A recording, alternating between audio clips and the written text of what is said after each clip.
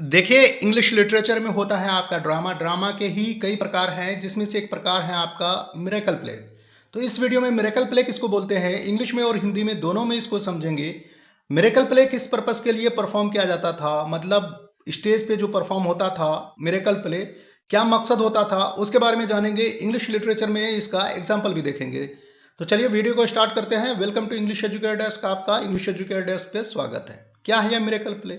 देखिए, सबसे पहले हम इसको मिरेकल को समझते हैं। देखिए, मिरेकल वर्ड जो है ये लैटिन वर्ड से लिया गया है, मिरेकुलम से, जिसका मतलब होता है ऑब्जेक्ट ऑफ वंडर्स, मतलब चमत्कार वाली चीजें या चीज, या फिर आप ये बोलिए कि और सच event considered act of God, मतलब कोई ऐसी घटना जो गॉड की तरफ से मंसूब किया जाता है, गॉड की तरफ से माना जाता है, उसको हम चमत्कार बोलते हैं। तो लिटरली आप यह समझिए कि a wonderful and surprising event that is believed to be caused by God is called miracle.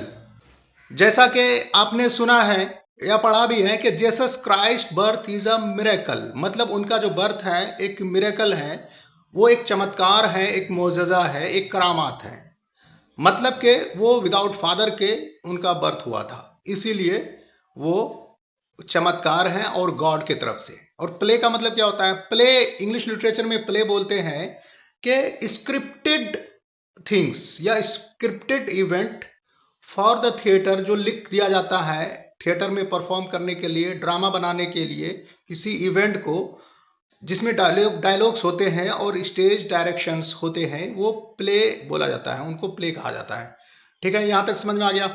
चलिए आगे बढ़ते हैं, फिर इसको डिटेल से समझते हैं कि लिटरेचर में क्या महत्व है इसका। देखिए, मिरेकल प्ले जो है लिटरेचर में एक प्रकार का जो रिलीजियस ड्रामा है, धार्मिक ड्रामा है, और ये डेवलप हुआ था, काफी उत्थान हुआ था, इसका फला फूला था 10वीं सेंचुरी से लेकर के 16वीं सेंचुरी तक, सदी तक।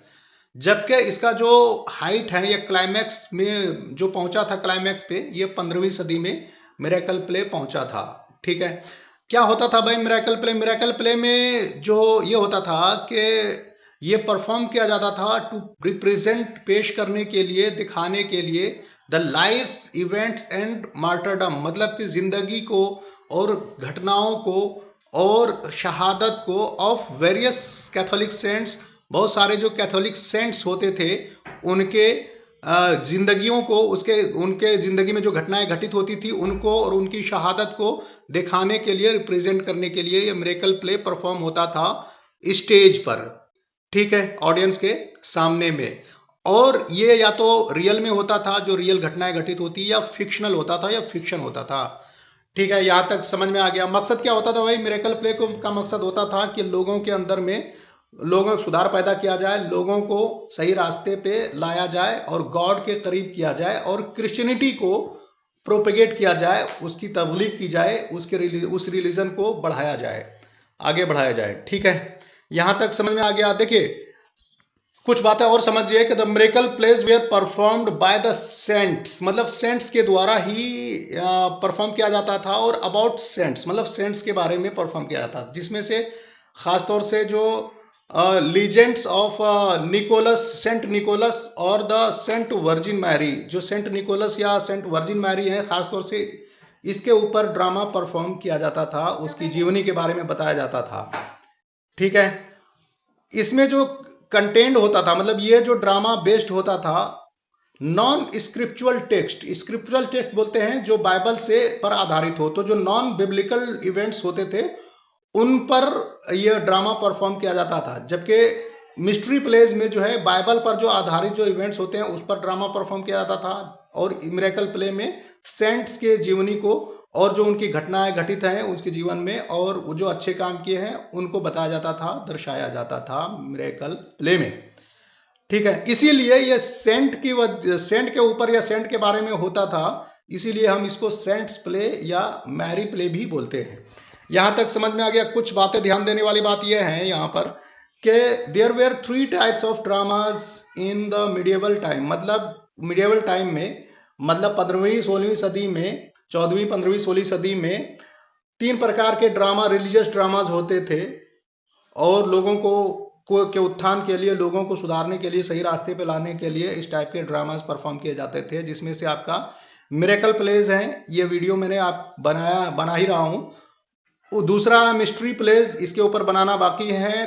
तीसरा है आपका मोरालिटी प्ले, इसके बारे में वीडियो बना करके मैंने चैनल के माध्यम से दिया हुआ है, आप वहां पर जाकर के देख सकते हैं। ठीक है, चलिए थोड़ा और डिटेल से आगे बढ़ते हैं, फिर एग्जाम्पल से इसको हम समझते हैं। देखिए, मिरेकल प्ले का सबसे बढ़िया एग्जांपल ये है, जो स्टार्टिंग में ही है, कि प्ले ऑफ सेंट कैथरीन जो है, ये अर्लीस्ट इंग्लिश रिकॉर्ड है मिरेकल प्ले का, जबकि बाकी और प्ले का रिकॉर्ड नहीं है कि कब प्ले हुआ था, परफॉर्म किया गया था, कब किसने किया था, कौन था, ये सारी चीजें नहीं पता, बस ट्रेडिशनली तौर पे बताया जाता आ रहा है, तो वो लोग समझते हैं उसको। तो ये सेंट कैथरीन के बारे में ये प्ले है, उसको शहीद कर दिया गया था, मार दिया गया था 4th सेंचुरी में। किसके द्वारा? एम्परर मैक्सेंटियस के द्वारा, और यह फ्रेंच लैंग्वेज में लिखा गया था, और यह रिप्रेजेंट किया गया था, पेश किया गया था डनस्टेबल में 1110 के आसपास में। ठीक है, यहां तक समझ में आ गया। कुछ और एग्जाम्पल देखते हैं, फिर वीडियो को हम खत्म करेंगे।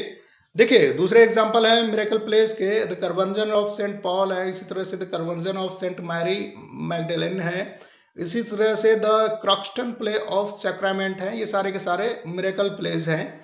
ठीक है, तो उम्मीद है आपने मिरेकल प्ले को हिंदी और इंग्लिश में और एग्जाम्पल के साथ में अच्छी तरह से समझ लिया है। Thanks for watching English educare desk.